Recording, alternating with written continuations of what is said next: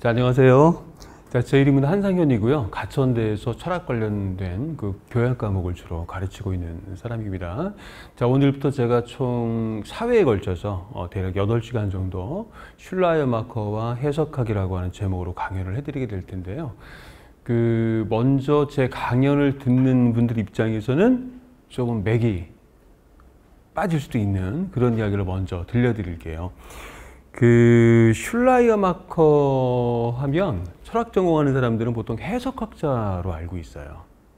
슐라이어마커는 현대 해석학의 창시자다. 이게 이제 철학 전공자들 사이에서 통용되는 일종의 상식 같은 거거든요. 근데 슐라이어마커 본인에게는 해석학이 별로 중요하지 않았어요. 슐라이어마커는 종교철학자고요. 종교철학이 슐라이어마커 그 사상의 본령이라고 할 수가 있고요. 해석학은 슐라이어마커 입장에서 보면 곁가지로 하는 별로 중요하지 않은 그런 학문 분야였다. 이렇게 먼저 기억을 해주세요. 제가 이 말씀을 왜 드리냐면 슐라이어마커의 본령이 종교철학이 있다라고 하는 사실에 충분히 주의를 기울이지 않았기 때문에 슐라이어마커의 해석학을 잘못 해석하는 사람들이 너무나 많아요. 그래서 제가 이런 말씀을 드리는 거예요.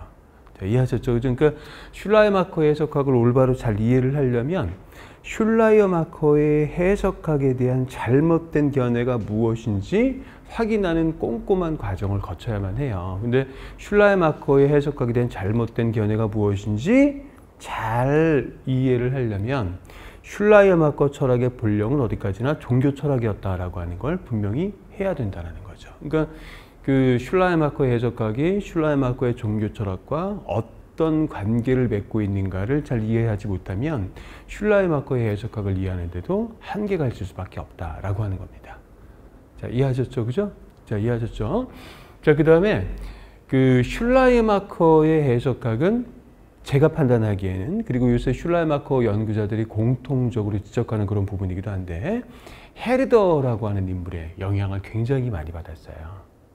그러니까 슐라이어마커가 해석학을 잘 체계화하고, 그죠? 현대의 많은 인문학자들이 해석학을 하나의 보편적인 방법론으로서 받아들이게끔 하는 결정적인 공헌을 세운 건 맞는데, 슐라이어마커 해석의 근본 관점들은 거의 전부가 헤르더로부터 온 거라고 볼 수가 있습니다. 자, 이해를 하셨죠? 그죠? 그리고 바로 그러한 상황, 슐라이어마커의 해석학이 헤르더로부터 결정적인 영향을 받으면서 형성되었다라고 하는 걸 잘 이해를 하는 것도 슐라이어마커 해석학이 어떤 의미를 지니고 있는지 이해를 하는데 결정적으로 중요한 의미가 있다. 그 말씀을 먼저 드릴게요. 슐라이어마커에 관한 간략한 소개를 먼저 드리겠습니다. 자, 슐라이어마커는 독일의 신학자이자 철학자예요. 개신교 신학 혹은 현대 신학의 아버지로 통하기도 하는 중요한 신학자입니다. 그리고 목사이기도 했고요. 자, 슐레지엔의 브레슬라우 출생이고 현대 해석학의 창시자로 통합니다. 그 다음에 근현대 신학의 아버지라고 불리는 가장 위대한 개신교 신학자 중 하나이기도 하다. 그러니까 개신교 신학자들 가운데 20세기를 대표하는 인물은 칼바르트예요. 칼바르트가 20세기의 가장 위대한 개신교 신학자로 통하는데, 19세기의 개신교 신학자들 가운데 가장 위대한 인물은 슐라이어마커예요. 슐라이어마커.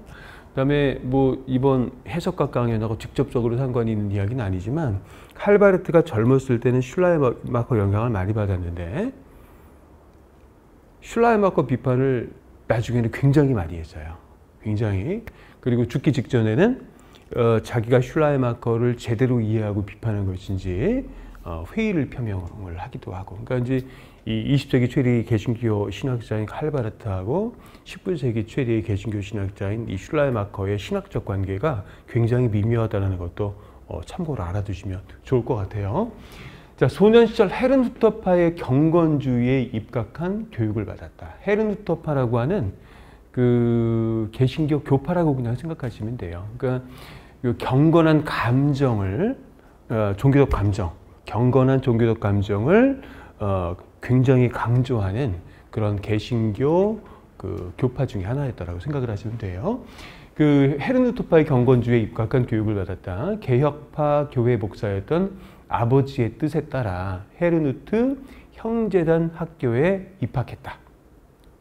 자, 헤르누토파는 감정을 중시하는 종교관을 지니고 있었다. 그 영향으로 슐라이마커는 종교의 본질을 감정에서 찾는 경향을 보이게 된다. 자, 헤르누토파의 경건주의가 슐라이마커에게 어릴 때부터 일정 부분 영향력을 행사했다라고 하는 것도 기억해 두실 필요가 있어요. 그 헤르더의 해석학이 슐라이마커의 해석학에 영향을 많이 끼쳤다는 말씀을 드렸는데, 헤르더 역시 감정과 감각을 굉장히 중요하게 여긴 철학자였어요. 그러니까 이성 중심주의자가 아니었다는 뜻이에요. 자, 이해하셨죠? 그죠?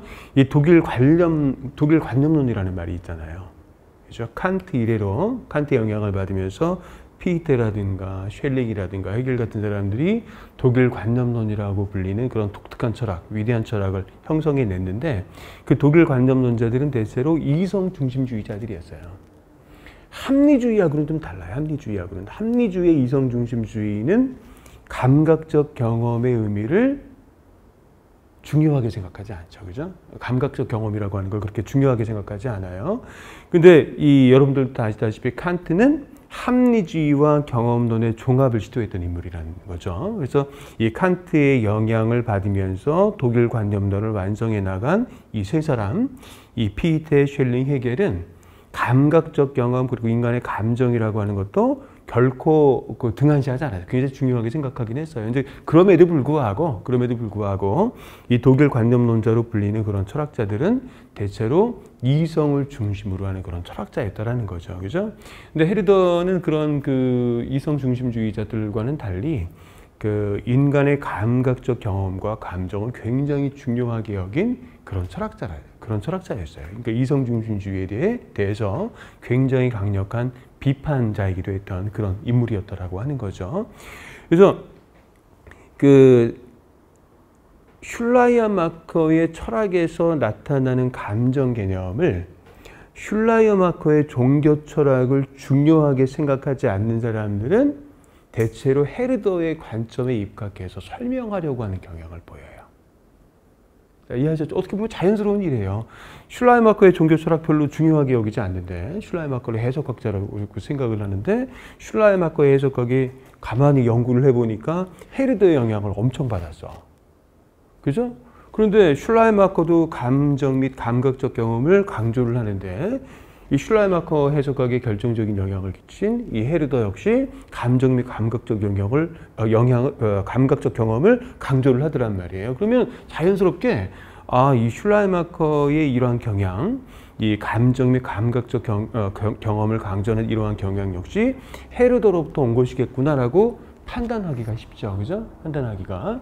근데 헤르더의 영향을 아주 받지 않았다라고 말하기는 어려운데, 근데 그럼에도 불구하고 한 철학자로서의 헤르더의 영향만으로는 설명할 수 없는 그런 영향도 있다라고 하는 거예요. 헤르누토파의 경건주의가 강조하는 감정 개념의 의미도 슐라이마커의 그 철학을 설명하는 데는 결코 간과할 수 없는 의미를 지니고 있다라고 하는 걸 좀 알아두셔야만 한다. 그런 이야기입니다. 요걸 분명히 해야지만 슐라이마커의 철학이 어떤 점에서 헤르더의 철학과 구분되는지 분명하게 이해할 수가 있게 돼요. 그죠? 자, 그 헤르누토파는 감정을 중시하는 종교관을 지니고 있었다. 그리고 그 영향으로 슐라이어마커는 종교의 본질을 감정에서 찾는 경향을 보이게 된다. 자, 그러나 슐라이어마커는 점차 헤르누토파의 신앙에 회의적이 되었고, 그 때문에 1787년 할레 대학교에 입학해서 2년 동안 신학과 철학을 공부한다. 그러니까 아버지의 뜻을 무시할 수 없어서 신학을 전공하긴 했는데, 그 대학을 다닐 때의 슐라이마커는 신학에도 큰 관심을 보였지만 철학에도, 그죠? 합리적인 논변을 중요시하는 그런 철학에도 굉장히 많은 관심을 기울였다. 그런 거죠. 그래서 이 헤르누토파의 경건주의의 신학론의 관점만으로는 설명할 수 없는 그런 철학적인 측면들이 이 슐라이마커에게 있다라고 하는 거, 요 점도 우리가